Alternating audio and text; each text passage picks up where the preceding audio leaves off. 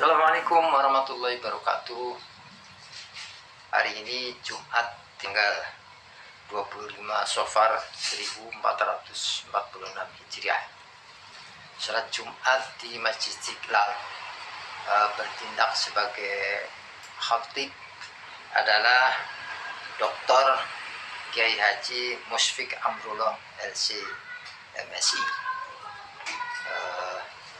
Khatib akan menyampaikan khutbah dengan tema memaknai jihad di era kekinian. Mari kita dengarkan bersama-sama khutbah berikut ini. Para jamaah sidang Jumat rahimakumullah wa hafizakumullah. Patut kita mensyukuri nikmat Allah. Berbagai macam nikmat Allah anugerahkan kepada kita, sehingga hari ini kita bisa beraktivitas, termasuk di dalamnya kita melaksanakan amaliyah sholat Jumat di siang hari ini. Tentu dengan penuh harapan, mudah-mudahan aktivitas-aktivitas yang kita lakukan dicatat oleh Allah sebagai ibadah. Dan mudah-mudahan amaliyah sholat Jumat kita di siang hari ini berkenan diterima oleh Allah Subhanahu wa ta'ala. Para jamaah, kita sekarang ini berada di penghujung bulan Agustus, yang mana bulan Agustus ini di dalamnya terdapat Hari Kemerdekaan Republik Indonesia. Setiap tahun kita memperingatinya. Apa arti daripada memperingati kemerdekaan kita? Setidaknya ada yang perlu kita ingat. Bagaimana Indonesia ketika dulu merdeka. Ini tidak lepas daripada perjuangan para pendahulu-pendahulu kita, yang mereka setiap harinya berjuang demi untuk kita anak cucunya, demi untuk negeri kita Indonesia, supaya Indonesia tidak terjajah lagi. Mereka mengorbankan nyawa, mengorbankan keluarga dan harta. Jihad yang mereka lakukan betul-betul adalah jihad fi sabilillah. Lantas bagaimana kita sebagai anak cucu mereka hidup dalam suasana kemerdekaan ini? Adakah jihad yang perlu dilakukan seperti mereka berjihad? Jihad di dalam bahasa itu ada ulama yang mengatakan diambil daripada lafaz al-jahdu. Artinya adalah letih, artinya adalah lelah. Artinya jihad itu puncaknya memang yang kita dapatkan adalah kelelahan dan keletihan, di samping adanya keberhasilan yang kita dapatkan. Ada juga yang mengatakan jihad itu diambil dari al-juhdu, artinya adalah kemampuan. Memang jihad itu perlu adanya skill, perlu adanya kemampuan. Tujuannya supaya apa yang kita lakukan dari jihad itu adanya keberhasilan.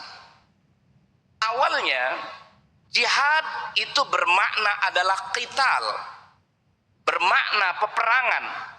Sebagaimana di sana dikatakan oleh seorang ahli bahasa namanya Syekh Ar-Raghib Al-Asfahani, yang beliau wafat pada tahun 502 Hijriah. Beliau mengatakan di dalam mufradat fi gharibil Qur'annya bahwa jihad itu adalah istifraghul wus'i fi mudafa'atil adu. Yang namanya jihad itu adalah usaha yang sangat optimal dan maksimal untuk menghadapi musuh. Untuk itu jihad awalnya adalah al-qital, bermakna adalah peperangan. Tetapi para jamaah, ayat yang tadi saya sampaikan di dalam muqaddimah itu terdapat di dalam surat Al-Furqan ayat 51 dan ayat 52. Yang ayat ini intinya, walau syi'na laba'atsna fi kulli qaryatin nadhira. Kalau aku berkehendak, kalau kami berkehendak, kata Allah, kami akan utus di setiap kampung itu seorang rasul. Ulama-ulama tafsir menyatakan bahwa Nabi Muhammad ini adalah diutus di penghujung zaman atau di akhir zaman. Ketika Nabi diutus, tidak ada satupun rasul yang diutus pada masanya. Hanya Nabi yang diutus di akhir zaman ini. Tujuannya, ulama-ulama mengatakan bahwa untuk menunjukkan bahwa Nabi Muhammad itu mempunyai kelebihan. Meskipun di akhir zaman beliau seorang rasul sendirian, tetapi dianggap oleh Allah mampu untuk menyebarkan risalah Allah. Untuk itu, fala tuti'il kafirin. Jangan engkau menaati orang-orang kafir. Jangan mau kompromi supaya dakwah yang engkau sebarkan itu adalah bisa terhenti akibat adanya kompromi.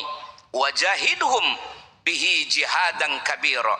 Dan berjihadlah terhadap mereka dengan Al-Quran yang aku turunkan kepadamu, dengan jihad sesungguhnya, dengan jihad yang tidak terhenti. Ulama-ulama tafsir, diantaranya Syekh Abu Hafiz Al-Hanafi dalam kitabnya Al-Lubab fi Ulumil Kitab, demikian pula Syekh Fakhrul Razi dalam tafsirnya Tafsir Al-Kabir, menyatakan bahwa ayat yang diturunkan dalam Al-Furqan 51 dan 52 ini, di sana ada kalimat wajahidhum, adalah bukan perintah jihad seperti jihad dalam makna qital atau dalam makna peperangan, tetapi jihad di sini adalah bermakna kesungguhan di dalam berdakwah. Apalagi kata beliau-beliau, ayat ini tergolong daripada Makkiyah. Ayat-ayat Makkiyah meskipun ada makna jihad di sana, tetapi bukan bermakna jihad al-qital, berperang, bukan. Tetapi dalam konteks ayat ini adalah jihad bersungguh-sungguh di dalam berdakwah. Untuk itu para alim ulama mengatakan, kita tidak pungkiri bahwa yang namanya asal jihad itu al-qital. Tetapi jihad itu tidak harus qital secara terus-menerus. Qital itu bisa jadi dibutuhkan ketika pada waktunya. Tetapi dalam kondisi sekarang ini adalah yang dibutuhkan bukan lagi qital bermakna jihad, khususnya di negeri Indonesia, ataupun jihad bermakna qital. Di antaranya kita sebagai generasi-generasi yang baru hidup sekarang ini, ataupun yang sedang memanfaatkan kemerdekaan ini, setidaknya makna al-jihad itu bimakna al-jihad at-tarbawi. Itu jihad dalam bidang pendidikan. Lantas apa yang kita perangi? Yang kita perangi itu adalah kebodohan, keterbelakangan. Meskipun di negeri kita Indonesia ini sudah berbagai macam lembaga-lembaga pendidikan, baik yang didirikan oleh pemerintah ataupun oleh swasta, tetapi keterbelakangan itu masih ada, kebodohan itu masih ada.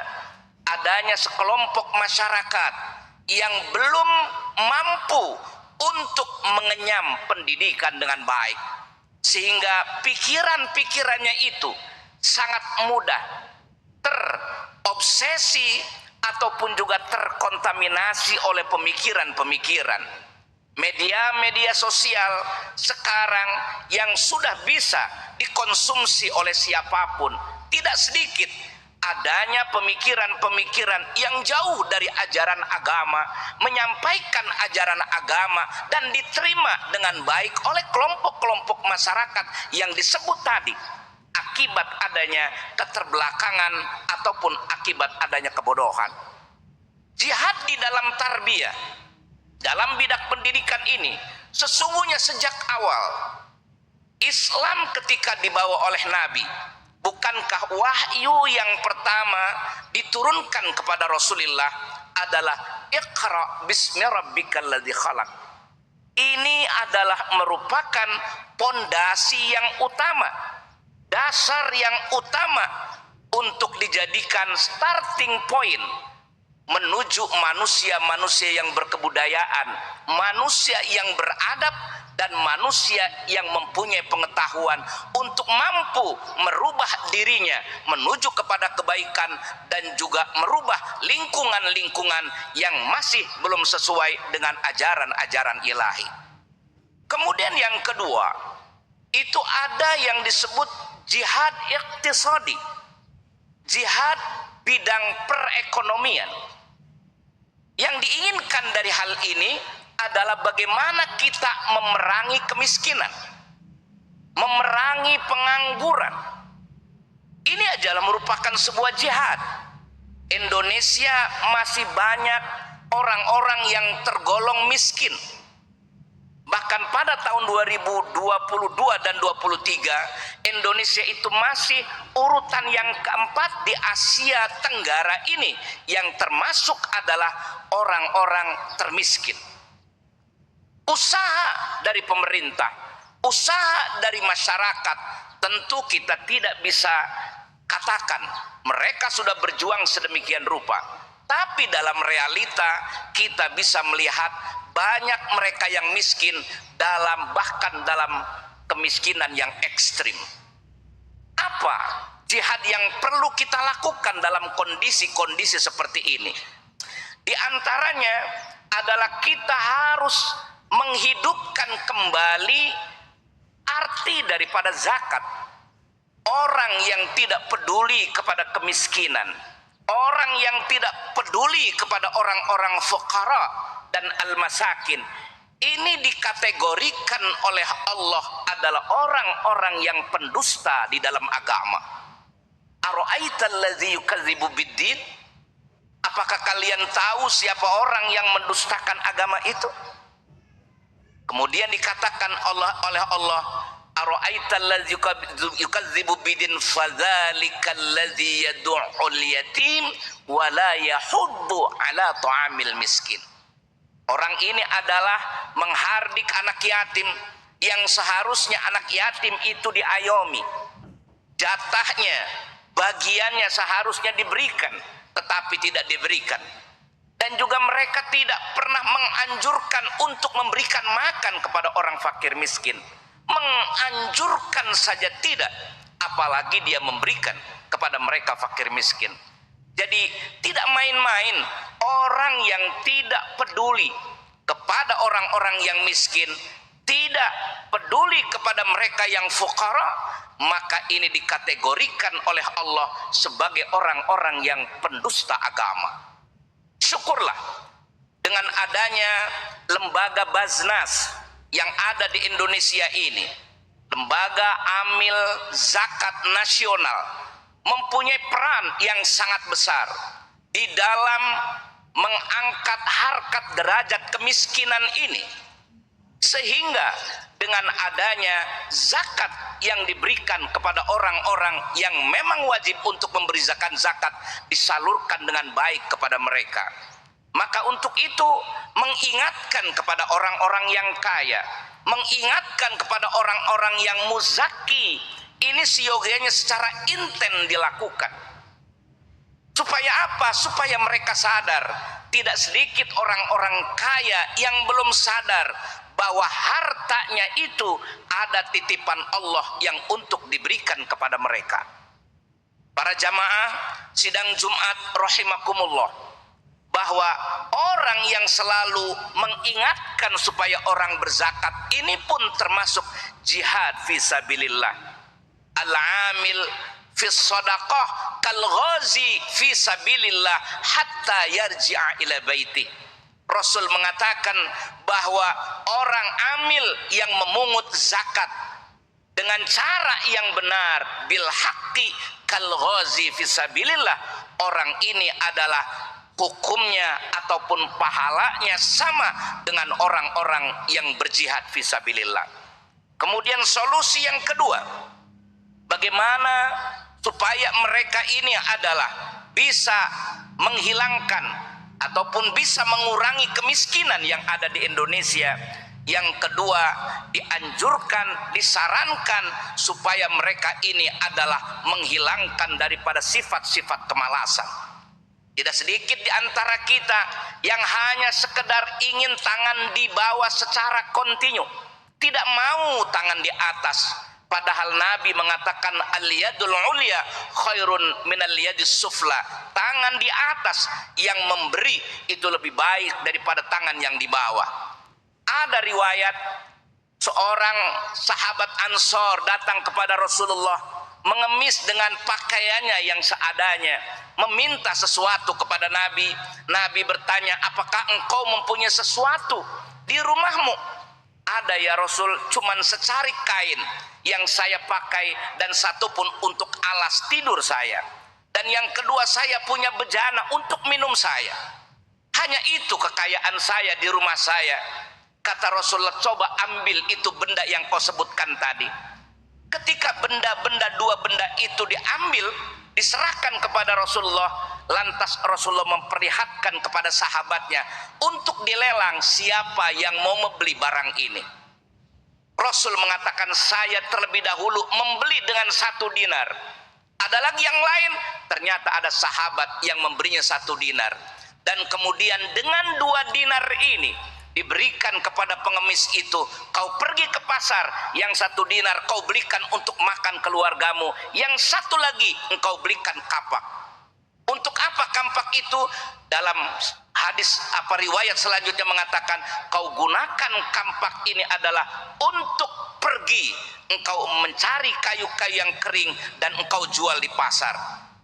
Jika sudah 15 hari barulah engkau datang ke tempat ini.